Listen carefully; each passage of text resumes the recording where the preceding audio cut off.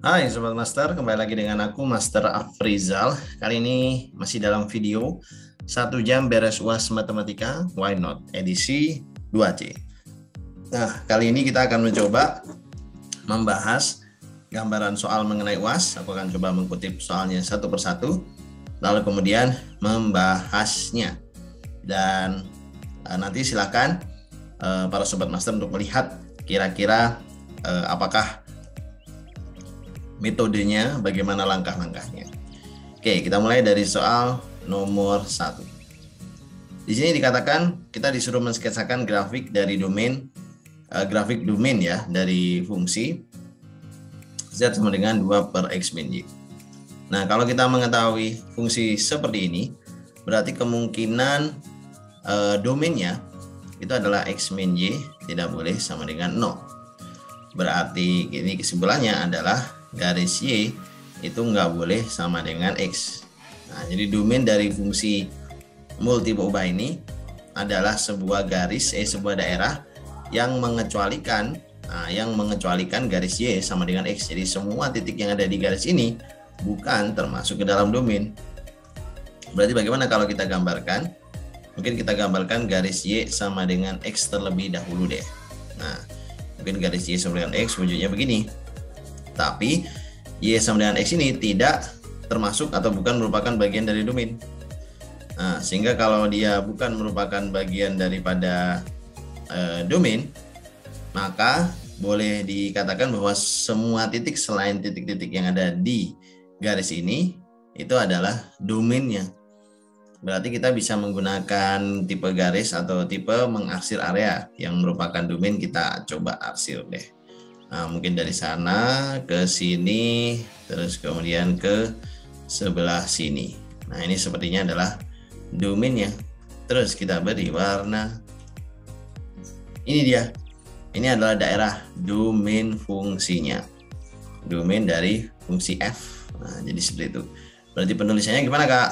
Domain dari fungsi f itu adalah sekumpulan pasangan titik x, y sedemikian sehingga y-nya tidak boleh sama dengan x. Nah, gitu. Di R2 ya.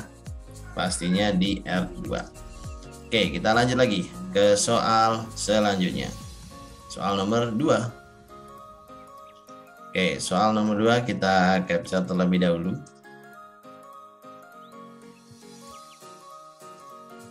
Nah, seperti ini. Diketahui bahwa turunan parsial pertama dari sebuah fungsi cos cos dari X per A Y adalah berbentuk seperti ini. Nah, terus kemudian kita disuruh untuk menentukan nilai A. Nah, kalau dari bentuk ini sudah relatif jelas ya, bahwasanya pada saat menurunkan kita pasti menurunkan fungsi dari kosinus terlebih dahulu. Dan hasil fungsi kosinusnya adalah hasil turunan dari kosinus, maksudnya itu adalah minusin. Nah, berarti sembarang kalimat di dalam minusin ini merepresentasikan si A tersebut.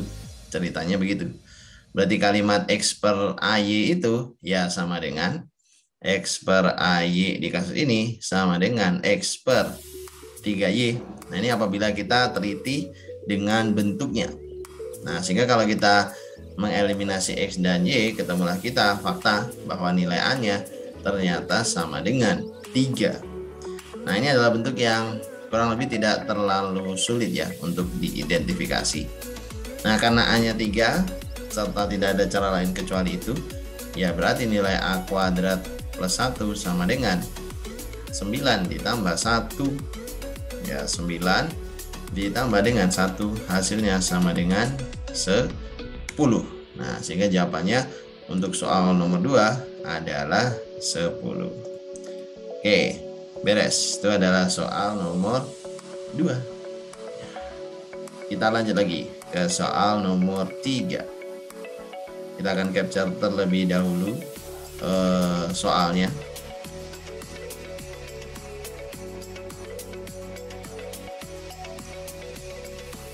Nah, ini dia.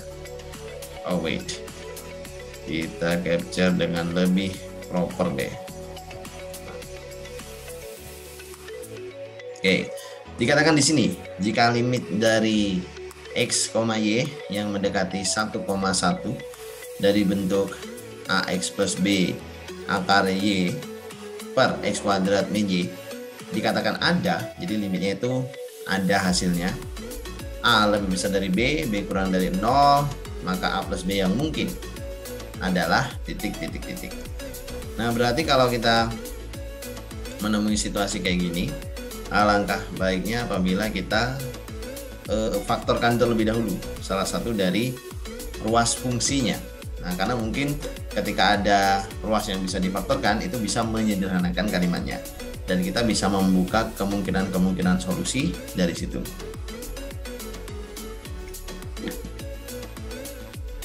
Sehingga yang bisa kita faktorkan adalah kalimat yang bawah. Berarti ini AX ditambah dengan B akar Y. Terus yang bawah boleh nih kita faktorin menjadi X plus akar Y dikali dengan X minus akar Y. Nah, dan kalau kita tahu sebenarnya penyebab nol fungsi dalam kalimat ini itu adalah si X minus akar Y. Kalau seandainya X minus akar Y ini hilang dari kalimat, maka limitnya sangat berpotensi untuk ada. Oh, berarti kalimat ini harus bisa dieliminasi, harus bisa dicoret dengan kalimat yang ada di atasnya. Nah, sehingga mungkin nilai A yang tepat itu adalah sama dengan 1 dan nilai B-nya itu sama dengan min 1. Dan ini sudah cocok ya bahwa A lebih besar dari B, terus kemudian B-nya negatif. Sehingga bisa kita katakan bahwa A ditambah dengan B yang paling mungkin ya 1 ditambah min 1 atau sama dengan 0. Nah, itu dia. Jadi seperti itu kurang lebih hasil nomor 3. Nah, ini juga menjadikan ciri khas ya bagaimana sebuah limit pada koordinat sebuah limit ya pada koordinat 3 dimensi pada fungsi multiple ubah itu dikatakan ada. Biasanya dari struktur kalimat ketika kita substitusikan 1 itu mesti hasilnya akan sama terus. Dan biasanya dia dikatakan ada setelah kita berhasil melakukan hal semacam ini. Salah satunya adalah mengeliminasi faktor serupa pada pembilang penyebut, atau kita bisa juga sebut sebagai faktor yang merupakan pembuat nol fungsi. Nah, seperti itu. Sudah, seperti itu ya. Berarti jawabannya dan bagaimana cara kita membuka solusi untuk nomor 3. Sekarang next ke soal nomor 4.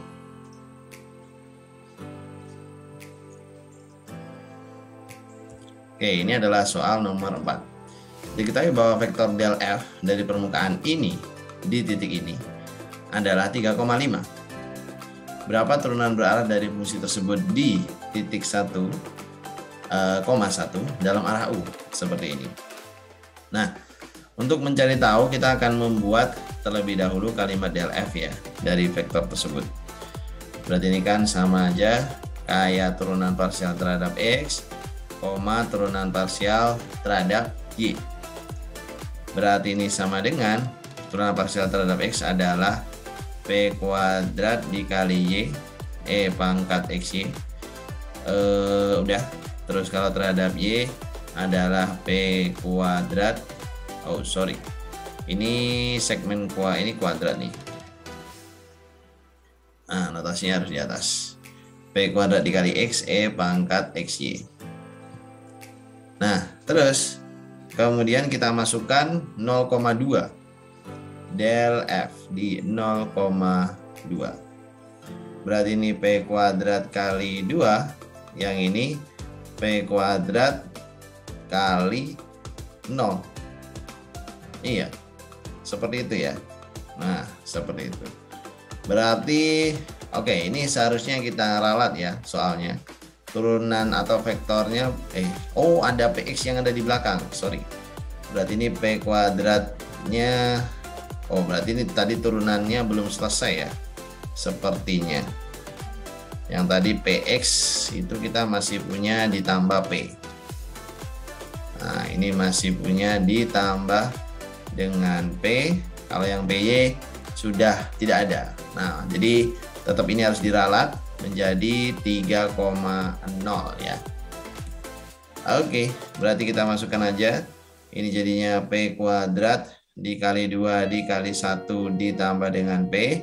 Yang ini 0. Ya, sesuai dengan del F-nya.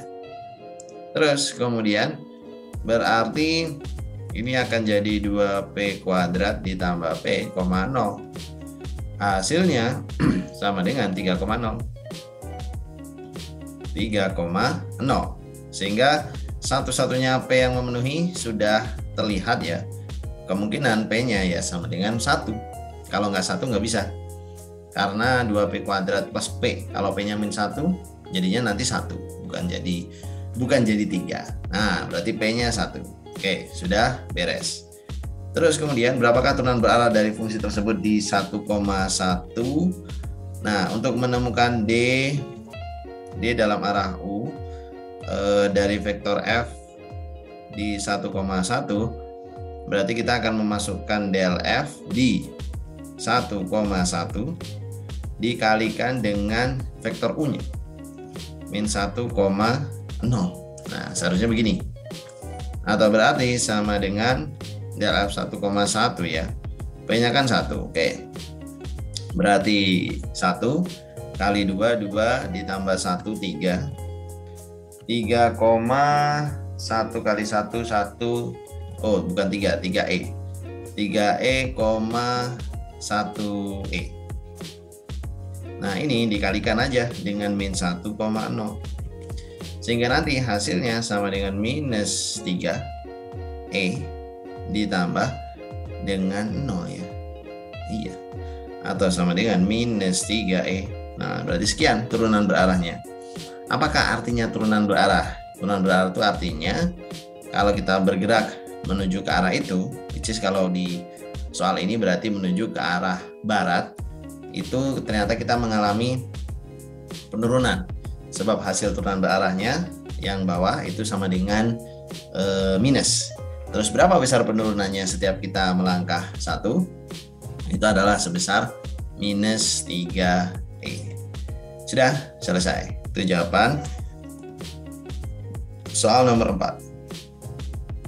Sekarang kita masuk ke soal berikutnya. Soal nomor 5. Nah, sepertinya soal nomor 5 ini sedikit panjang. Volume maksimum dari sebuah balok yang memiliki panjang X, lebar Y, dan tinggi Z adalah 64. Bentuk persamaan Lagrange yang tepat untuk mencari luas minimum dari balok tersebut adalah. Oke, kita diminta untuk menuliskan persamaan Lagrange. Nah, di sini kita akan mendefinisikan dulu perihal fungsi tujuannya. Jadi sebenarnya kita bertujuan mau mencari apa nih?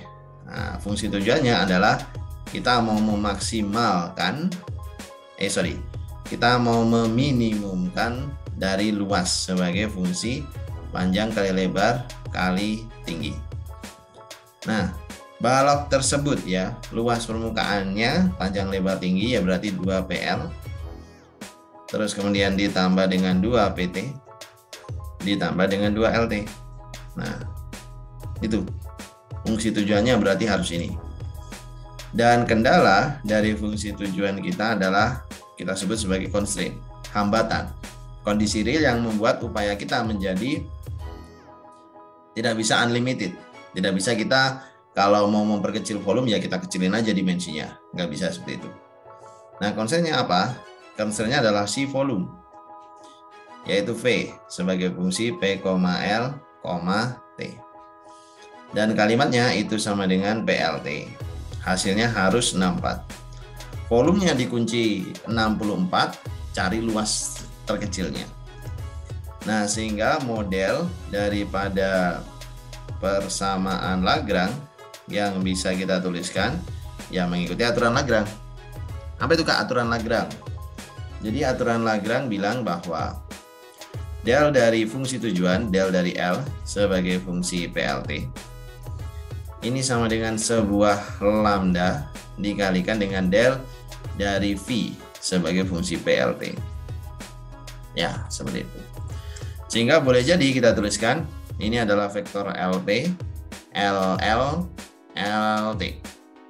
Terus ini sama dengan lambda dikalikan dengan VP, VP, VL, VT. Nah, seperti itu. Sudah, kita cari ya turunan parsialnya satu per satu. LP turunan parsial L terhadap variabel P berarti adalah 2L plus 2T. LL turunan parsial luas terhadap variabel L itu adalah 2P ditambah 2T. Terus LT turunan parsial fungsi luas terhadap variabel T itu adalah 2P ditambah 2L. Nah, ini sama dengan lambda dikali dengan VP, LT, VL, PT, PT, LT, PL. Nah, seperti itu. Sehingga nanti persamaan Lagrange-nya adalah sistem 4 persamaan ya. Termasuk nanti paling terakhir kita akan menambahkan constraint di dalamnya. Maka 2L ditambah dengan 2T sama dengan lambda dikali LT. Ini satu. Terus yang kedua adalah 2P ditambah dengan 2T sama dengan lambda dikali dengan PT. Ini 2. Yang ketiga 2P ditambah dengan 2L sama dengan lambda dikalikan PL. Dan persamaan yang terakhir yang menjadi pembatas dan ikut terlibat ke dalam sistem ini adalah persamaan constraint, yaitu adalah P kali L kali T dikurangi 64. Ini hasilnya sama dengan 0 yang berasal dari kondisi volume tadi. Nah, jadi dengan menyelesaikan sistem persamaan ini, kita akan mendapatkan variasi atau berbagai opsi-opsi untuk pasangan PLT. Lalu kemudian dari opsi-opsi pasangan PLT tersebut, kita akan evaluasi. Mana dari opsi yang bisa memenuhi tujuan, nah ya itu yang kita pilih. Sudah, itu jawaban soal nomor 5.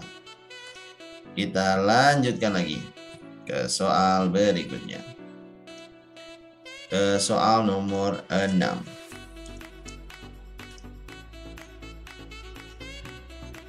Oke. Jadi ini soal nomor 6. Daerah D merupakan daerah yang dibatasi oleh garis Y sama dengan 8. Y sama dengan X plus 2. X kuadrat plus 2. Sebuah persegi panjang ABCD akan dibuat di dalamnya. Jika di atas persegi panjang tersebut akan dipasang sebuah dinding tegak dengan ketinggian serba sama di semua sisi 5 satuan, volume terbesar dari ruang yang terbentuk adalah.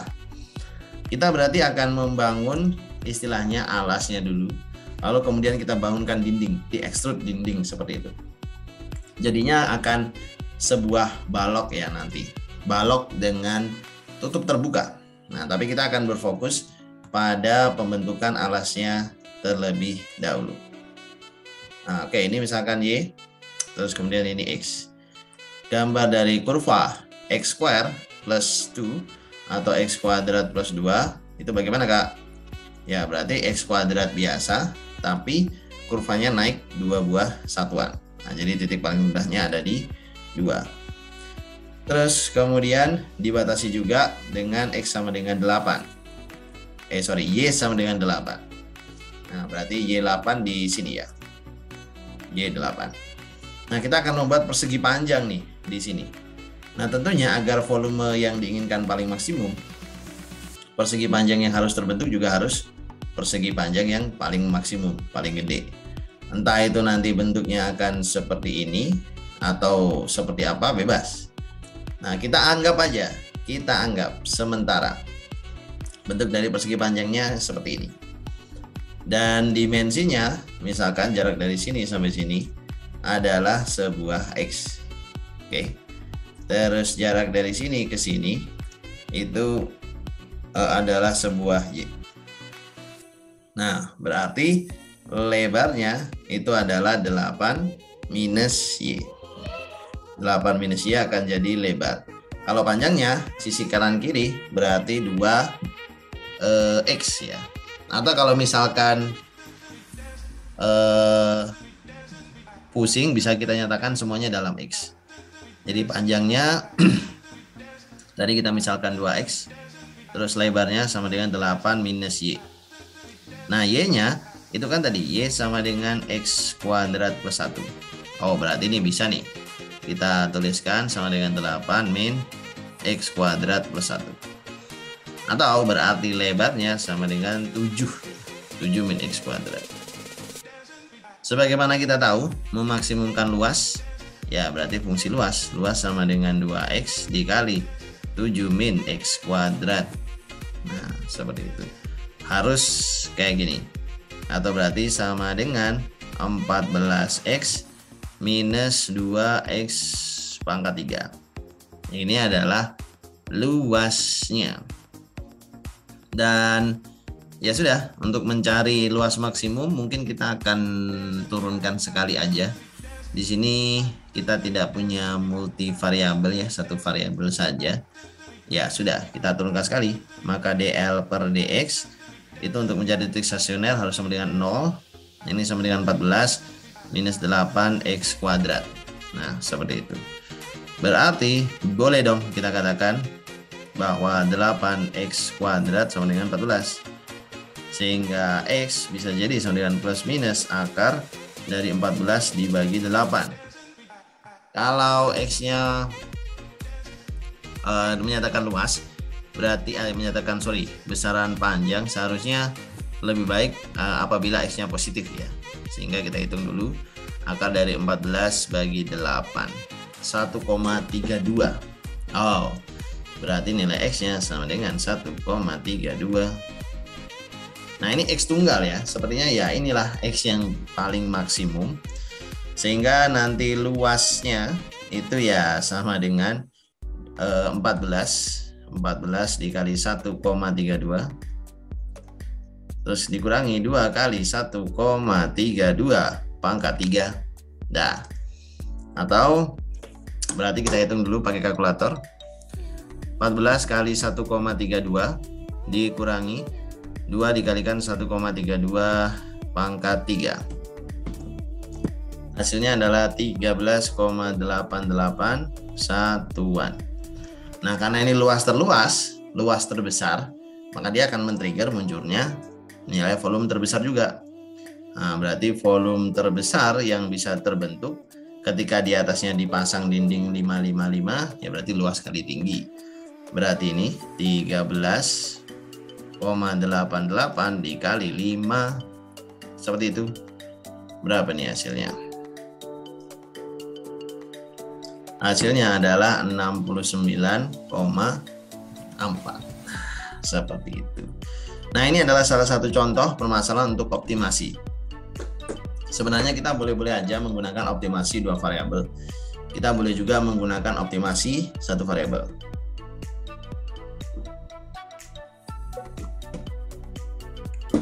Kalau optimasi dua variabel, biasanya kita harus mempunyai sebuah persamaan yang menjadikan constraint, yang jadi pembatas. Jadi kondisi yang kita peroleh itu tidak bisa terlalu liar atau terlalu tidak terbatas gitu. Jadi harus bounded. Nah, tugasnya adalah dari si pembuat soal menyediakan. Nah, kalau seandainya ada tipe soal yang visible untuk diselesaikan dengan menggunakan satu peubah, ya maka silahkan diselesaikan dengan menggunakan satu peubah tersebut. Oke, selesai. Itu adalah jawaban soal nomor 6. Kita lanjut ke soal nomor 7. Oke, soal nomor 7 juga sepertinya agak tricky dan memerlukan kehati-hatian. Ya, soal nomor 7 kita capture dulu mungkin.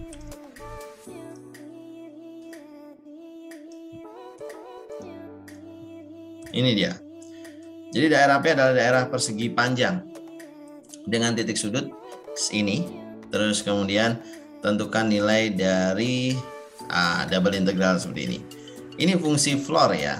Kalau kita kembali ingat lagi bahwa fungsi floor adalah fungsi untuk mencari sebuah bilangan bulat. Bilangan bulat terbesar yang lebih kecil atau sama dengan sebuah nilai X yang dimasukkan ke dirinya. Nah, itulah fungsi floor dari X. Berarti for X memiliki distribusi nilai juga beragam ya. Dia akan -3 untuk interval -3 kurang dari sama dengan X kurang dari -2, dan akan -2 ketika -2 kurang dari sama dengan X kurang dari -1. Akan -1 ketika interval -1 kurang dari sama dengan X kurang dari 0 dan seterusnya. Nah, ini adalah fungsi floor X. Nah, terus karena bentuk floor X seperti ini dan kita punya sebaran X-nya mulai dari -4 sampai 4 ya. Y-nya mulai dari 0 sampai -2. -2 0. Y-nya -2 0, X-nya -4 tuh 4. Berarti kita potong-potong nanti. Integralnya mulai dari -2 0 ya kan? -2 0, terus kemudian ini mulai dari -4 sampai dengan 4. Fungsinya adalah beragam. -4 ke -3 misalkan. -4 ke -3 fungsinya masih -4. dx dy atau dA gitu aja ya untuk mempersingkat. Ditambah integral -2 0. -3 -2. Nah, begini. Terus kemudian di sini -3 dA. Ditambah dengan -2 0. Di sini -2 -1, fungsinya -2 dA, ditambah lagi dengan selanjutnya integral -2 0 -1 0 -1 dA. Berikutnya kan 0 kita lewati, terus kemudian integral -2 0 01 udah itu 0, berarti sekarang 12 dA, ditambah integral -2 0 integral 23 2 dA. Nah, satu lagi integral -2 0 integral 3 dan 4. Nah, itu 3 dA. Sudah seperti ini. Sehingga kalau kita susun, unik sekali kalimatnya. Berarti ini adalah 0 -2 ya.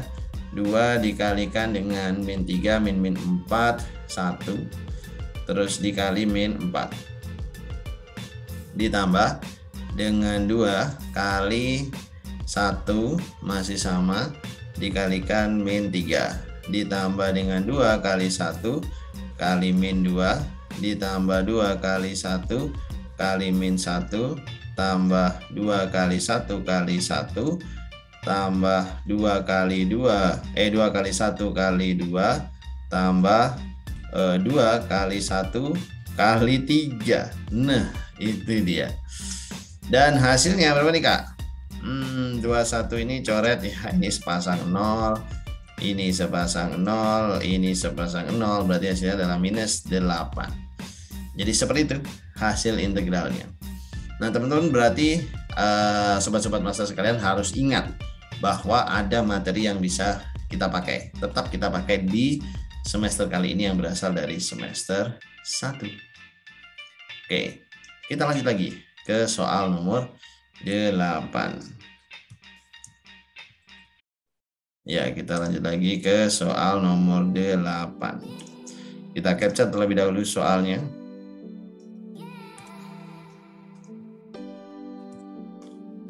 Nah, sebuah benda penjal terbentuk di bawah fungsi Z sama dengan fxy sama dengan xy. Alas pada bidang xy dibatasi oleh kurva ini dan ini volume benda penjalnya. Nah, mungkin kita akan menyatakan daerah pengintegralannya ke dalam daerah x simple ataupun daerah y simple ya. Jadi kemungkinan kita nyatakan begini. Ini adalah untuk yang akar x. Kita gambarkan dulu y sama dengan akar x. Terus satu lagi y sama dengan x kuadrat, sepertinya begini. Ya, ini adalah kurva y sama dengan x kuadrat. Sehingga region untuk pengintegralannya adalah daerah yang di tengah, yang mana daerah ini dibatasi oleh xy yang juga cukup gampang. Nah, kita bebas ya mau menyatakan daerah ini apakah dalam x simple area atau y simple area terms, itu bebas cara menyatakannya karena fungsi integralnya pun sama-sama saja. Misalkan aku mau menyatakan dalam x simple, boleh. daerah ini misalkan aku namakan daerah S. Berarti S sama dengan sekumpulan titik X, Y, atau Y simpel deh biar gampang. Sedemikian sehingga variabel Y-nya itu dibatasi oleh X kuadrat sampai akar X. X kuadrat kurang dari Y kurang dari sama dengan akar X. Dan variabel X-nya dibatasi oleh 0 sampai dengan 1. Nah, seperti itu. Alright, sehingga nanti volume sama dengan double integral mulai dari X kuadrat akar X sampai ke 0, 1, fungsinya XY, DY, DX. Nah, gitu. Atau berarti sama dengan integral 0 sampai 1. Integralnya adalah setengah X Y kuadrat dievaluasi dari X kuadrat sampai dengan akar dari X. Terus kemudian di sini masih ada dx satu lagi. Terus fungsi v berarti itu sama dengan integral 0 sampai 1 setengah dikalikan dengan x kuadrat minus setengah dikalikan dengan x pangkat 5 setengah x pangkat 5 dah dx. Lalu kita integralkan biasa, berarti ini jadi 1/6 x pangkat 3 dikurangi dengan 1/12 X pangkat 6 evaluasi 0 sampai dengan 1. Terus ya sudah, kita tinggal hitung aja hasilnya. Berarti sama dengan 1/6 dikurangi dengan 1/12 ya, 1/6 dikurangi 1/12 itu adalah 1/12. Nah, 1/12 satuan. Berarti ini merupakan volume dari benda pejal yang dimaksud gitu. Sudah seperti itu. Jadi urutan langkahnya seperti yang sudah dibahas barusan. Alright, kita lanjut ke soal nomor 9. Soal nomor 9 ini ada sebuah daerah polar sepertinya. Sebuah daerah D di kuadran 1 berada dalam lingkaran ini dan di luar lingkaran itu. Dinyatakan dalam fungsi seperti ini. Oke, berarti kita lebih baik untuk menggambarkannya terlebih dahulu ya. Sebenarnya lingkaran yang dimaksud tuh lingkaran yang kayak gimana sih? Oke. Lingkaran pertama memiliki pusat di 0,0. Ya. 0,0, jari-jarinya 2, cukup besar. 0,0, jari-jarinya 2. Oke, ini 2, terus kemudian min 2, dan yang di atas sendiri adalah 2. Satu lagi, lingkaran yang berpusat di 1,0, jari-jarinya 1 ya. 1,0, jari-jarinya 1. Oke, berarti seperti ini. Sehingga ya mungkin bisa kita katakan bahwa batasan untuk radiusnya adalah ya dari fungsi oranye. Ini adalah R1 sebagai fungsi theta, gitu kan. Berarti tadi ya C1 theta ini adalah fungsi C1 sebagai fungsi theta. Nah, terus menuju ke mana? Menuju ke lingkaran merah. Nah, gitu. Ini juga sama. Ini berarti C2 as a function of theta. Oh, berarti kita akan menyatakan dua persamaan yang sudah ada ke dalam persamaan polar. Kalau yang pertama R sama dengan 2. Nah, ini sudah jelas. Ini persamaan polar untuk X kuadrat plus Y kuadrat sama dengan 4. Nah, kalau yang di sini mungkin belum nih. Ini berarti bisa kita panjangin dulu menjadi X kuadrat minus dari 2X ditambah 1 ditambah dengan Y kuadrat sama dengan 1. Kita coret, berarti R kuadrat minus dari 2R cos theta sama dengan 0. Terus Berarti kalimat R-nya bagaimana ini? R kuadrat minus 2R cos theta sama dengan 0. Berarti ini jadi R minus 2 cos theta sama dengan 0. Berarti entah nilai R-nya yang sama dengan 0 atau R-nya sama dengan 2 cos theta. Sepertinya lebih masuk akal ini ya. R-nya sama dengan 2 cos theta. Karena kalau kita tulis, berarti ini adalah X kuadrat plus Y kuadrat di akar. Nah ini sama dengan 2 cos theta. Iya, 2 dikali dengan X per R. Nah gitu, X per akar. Akar daripada X kuadrat plus Y kuadrat. Nah sehingga cocok. Berarti persamaan lingkaran yang ada di dalam ini R sama dengan 2 cos theta. R sama dengan 2 cosinus theta.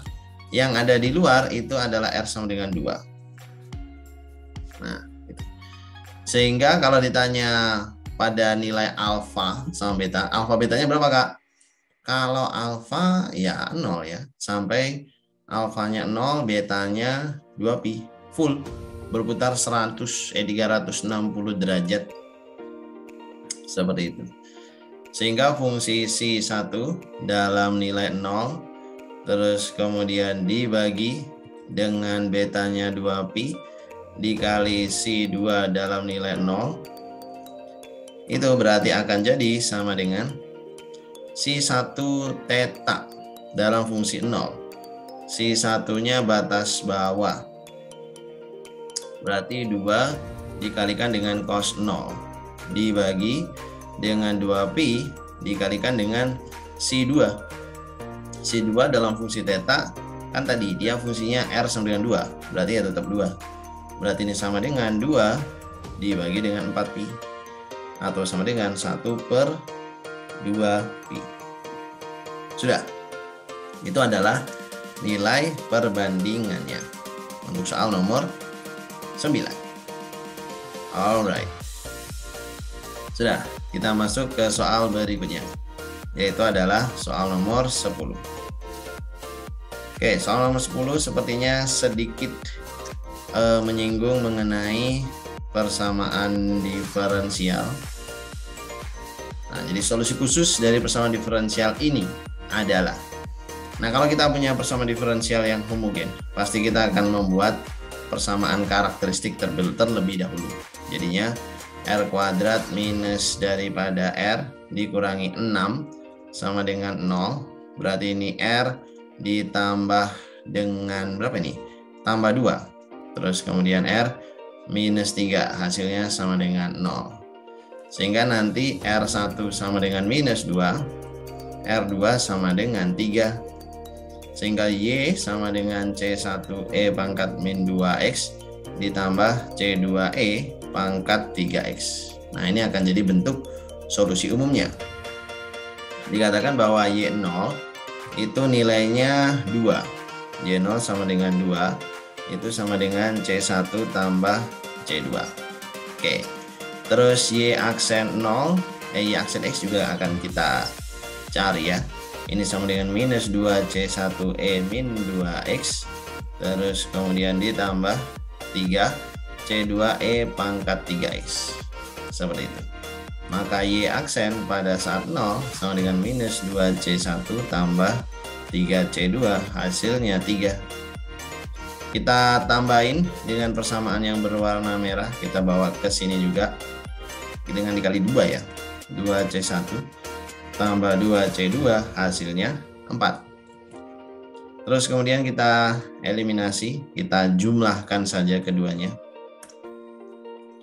Hasilnya adalah 5C2, hasilnya 7. Ya, 347. C2 sama dengan 1,4.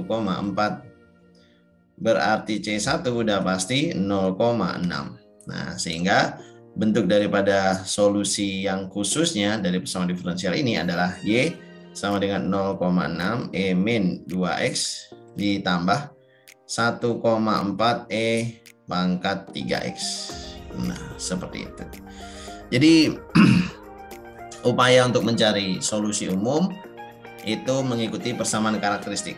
Karena bentuk solusi dari solusi umum persamaan diferensial itu memang mirip dengan persamaan karakteristik dan secara nyata disusun bahkan oleh persamaan karakteristik. Apa bedanya dengan solusi khusus? Solusi khusus adalah solusi yang membutuhkan sebuah situasi khusus. Untuk apa? Untuk mendeterminasi, untuk menentukan C1 itu berapa, C2 itu berapa, gitu. Jadi ada kondisi khusus. Nah, dari kondisi khusus tersebut kita elaborasi, kita melakukan eliminasi dan substitusi. Pada akhirnya ketemulah bentuk seperti itu. Oke, tuh jawaban dari soal nomor 10. Kita lanjut soal berikutnya. Nomor 11.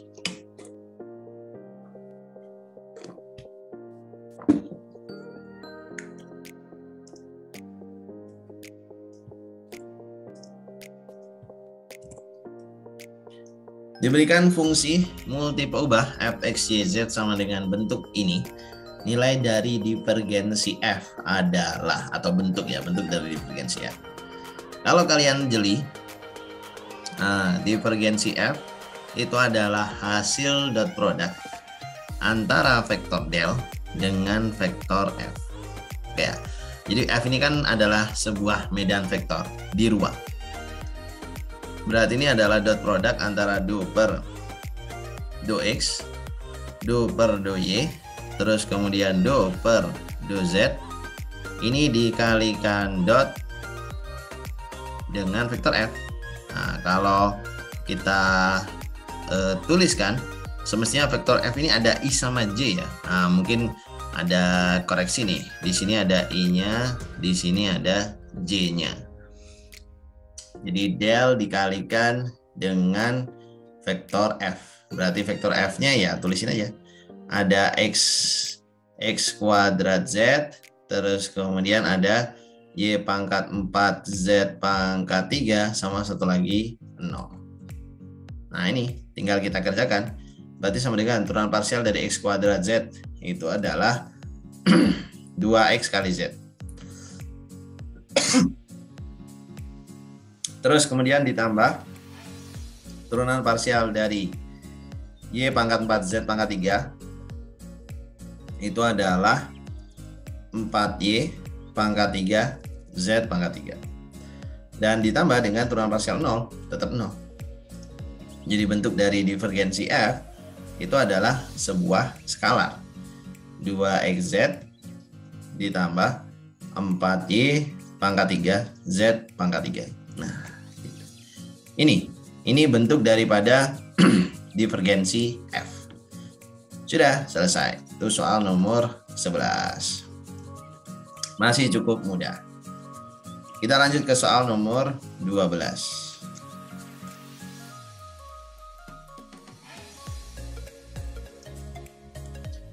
Untuk soal nomor 12 dikatakan massa dari sebuah kawat ini memiliki rapat massa kz ya sebagai fungsi x, y dan z.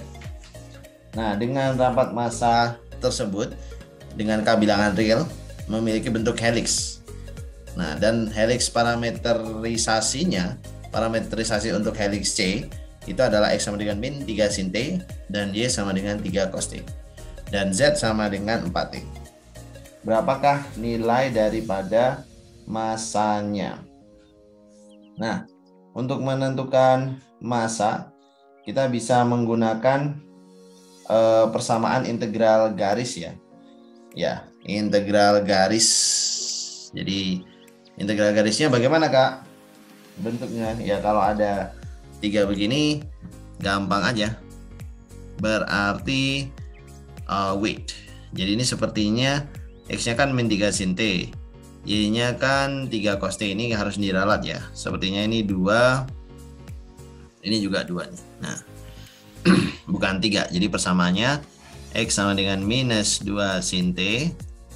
Terus y sama dengan 2 cos t. Terus kemudian z sama dengan 4t. Nah, ini baru benar. Dan massa baru masuk akal ya. Massa sama dengan integral C, integral garis ya, integral garis dari C dari fungsi delta sebagai fungsi x, y, z ds. Atau berarti ini nilainya akan sama dengan integral daripada variabel t-nya ya. Jadi kita masukin nanti delta, x-nya juga kita masukin dalam t, y-nya kita masukin dalam t, z-nya juga kita masukin nanti dalam t. Nah, seperti itu. Terus kemudian ini dt dan dan sebelum dikalikan dt dikalikan ini dulu.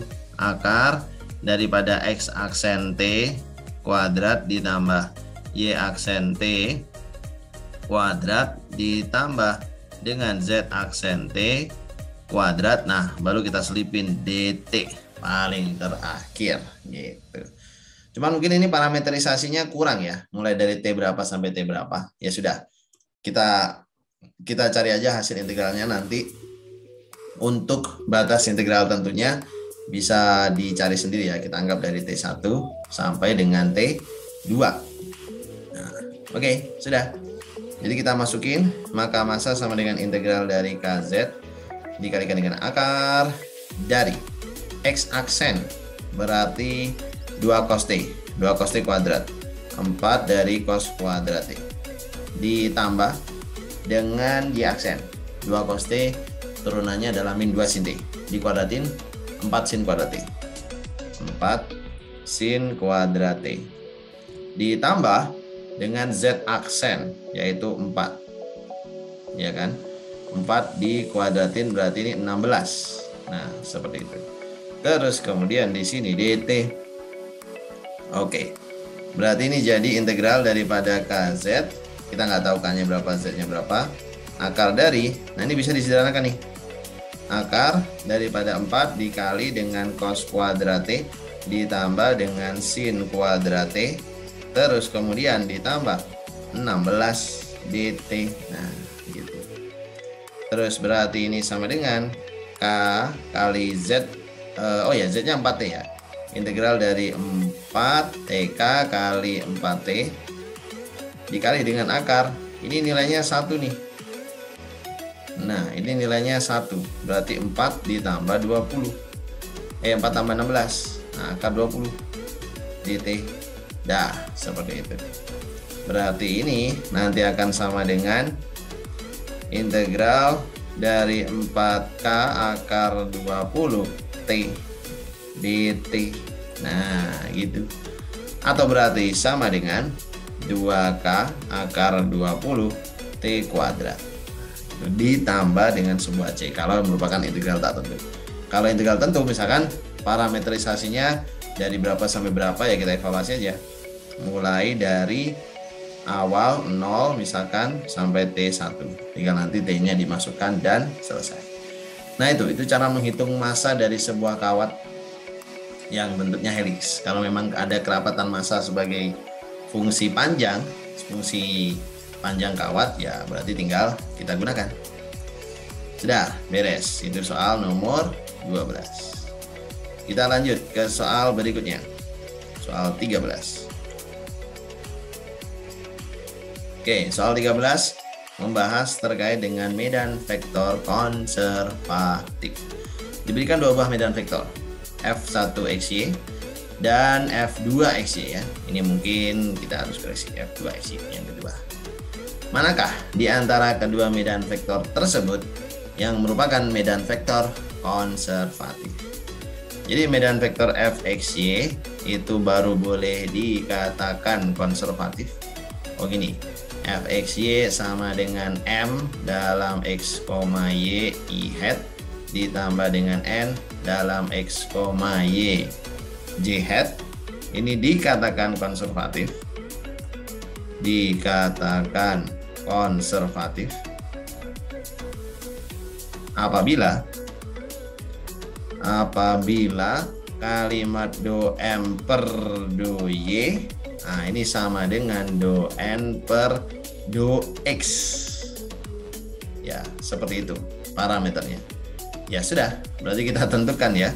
Untuk fungsi yang I, do M per do Y nya do M per do Y-nya itu sama dengan 2X kuadrat Y. Nah, terus do N per do X-nya, do N per do X-nya itu sama dengan 2Y. Nah, apakah ini sama? Tentu saja tidak. Sementara untuk fungsi yang kedua, sepertinya sama. Do M per do Y itu sama dengan terhadap Y ya, berarti 4XY tambah 1. Dan do N per do Y do N per do X di bagian JH-nya itu adalah sama dengan 4XY plus 1. Nah, karena nilainya sama, nah maka ini adalah bukti bahwa dia merupakan medan vektor konservatif. Medan vektor konservatif. Selesai.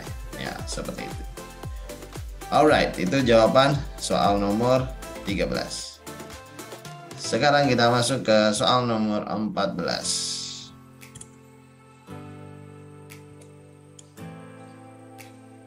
Oke, kita capture dulu soalnya.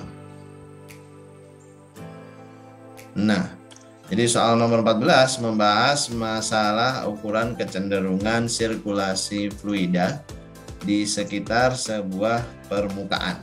Nah, permukaannya kita nggak tahu. Di sekitar sebuah, bukan permukaan ya, di sekitar sebuah lintasan.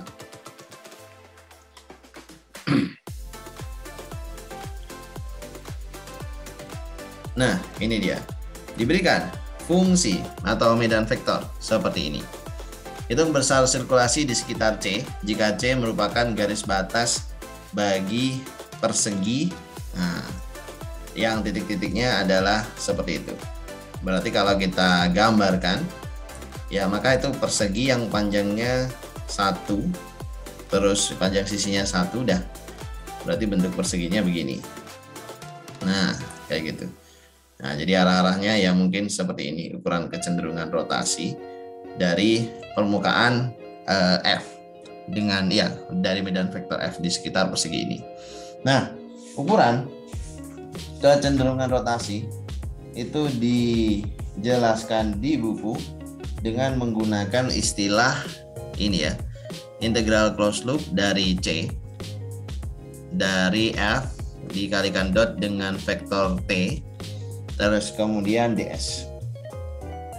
Nah, nilainya ini bisa juga kita katakan sebagai double integral dari do S ya, double integral dari S dari fungsi curl dari F yang dikalikan dengan vektor k hat, yaitu berapa itu? 0, 0, 1. Nah, terus ini d a. Ya. Jadi kita bisa nih menentukan dengan menentukan curl-nya dulu. Kak, curl dari F apa? Curl dari medan vektor F itu sama dengan vektor del dikalikan cross dengan si vektor F-nya. Tahu ya, vektor del yang tadi ada do per do X, do per do Y, do per do Z, dan seterusnya. Ya sudah, berarti ini kita isi I, di sini J, di sini K, topi. Terus di sini del cross F, berarti do per do X, do per do Y, do per do Z.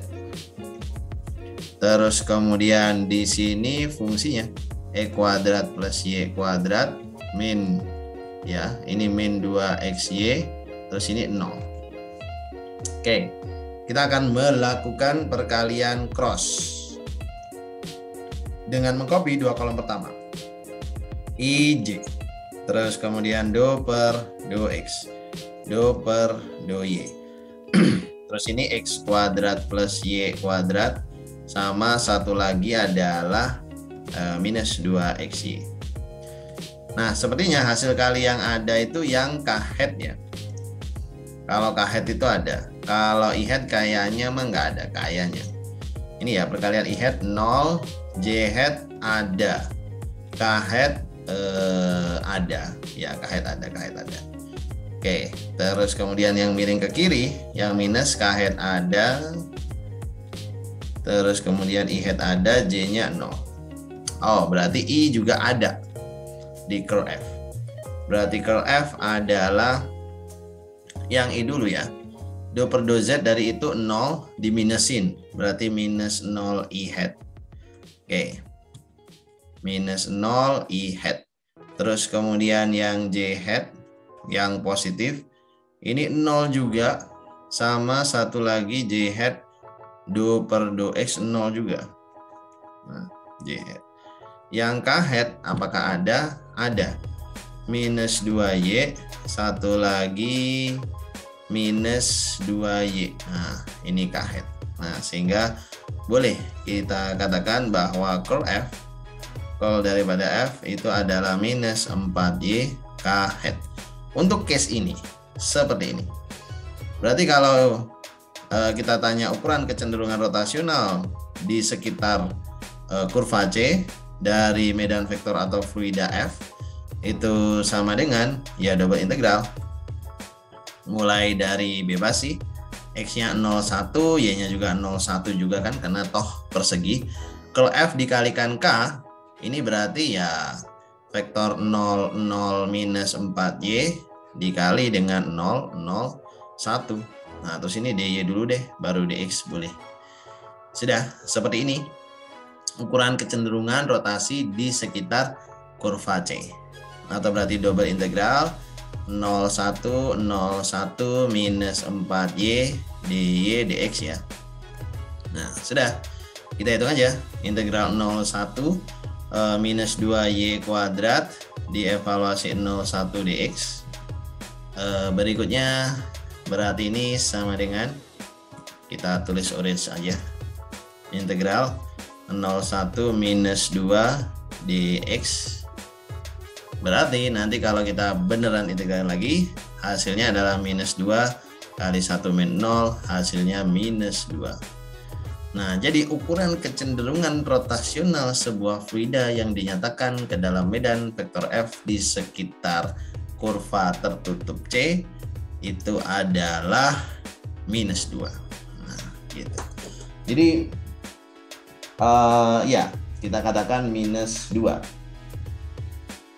Nah, kalau misalkan minus 2, ya berarti mungkin alirannya memiliki arah tertentu. Nah, tapi kalau misalkan integral dari F kali T ds itu hasilnya 0, berarti fluida tidak cenderung untuk berputar di sekitar itu, di sekitar kurva C. Nah, ini adalah pembahasan untuk latihan soal untuk video seri 1 jam, membahas mengenai latihan soal ujian akhir semester untuk matematika versi 2C. Dan seperti itulah pembahasannya.